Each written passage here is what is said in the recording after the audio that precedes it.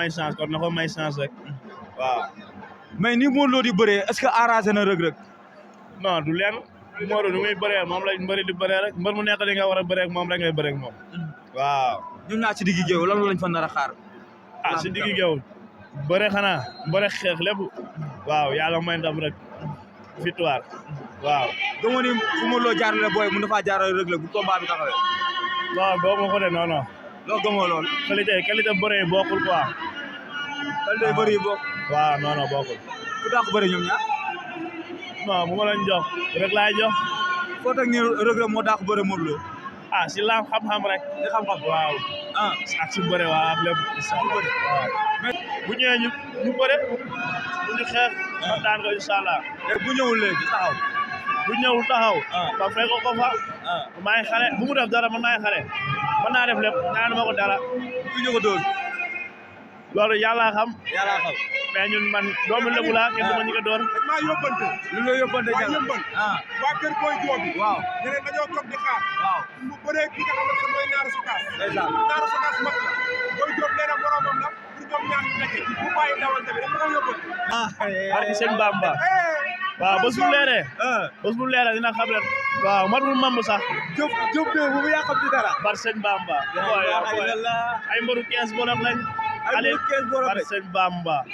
waaye ay mbaru 15 bolok lañ. gars yi nee nañ ku dëkk Ngor Yoff Wakaam jàpp Cambérène Boy Diop dafa mën ci moom dara. waaw man maay xale bi nag. maa fa gën a ndaw. waaw Ngor Yoff Wakaam Almadi Taraawo man maa fay xale. amul ko am licence.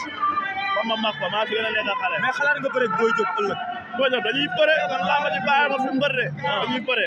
dëgg la waaw bu dee bu ko mënee na ko teel a waaj. moom la teel a waaj moom Boy Diop. waaw. mu xaar la. bar sëñ Bamba. yaa ngi ci yor di ñëw. bilaay buñ si yeggee mu xam ne maa mën naa bu doole. la ilaha illallah allahu akbar. waaw. nee na moo mën moo ëpp doole. maa gën a féetee xale. moo gën a féetee xale. xam nga promoteur bu dee su paree moom. mu joxaat ko avance bu bëree ba pare moom Boy Diop taxaw. la ilaha man gëm naa promoteur bu wax ko loolu. ndeysaan. loolu méttiwul Boy Diop bàyyi ba yeggal si. naa ko wane nag sa bëre dafa xaayagul. xaayagul. bar sëñ Bamba bëre xaayul. dafa def kon jaaxaloo la ci bëre moom Diop. non non bilaay walaay. non 10 combats 10 victoires yomb na.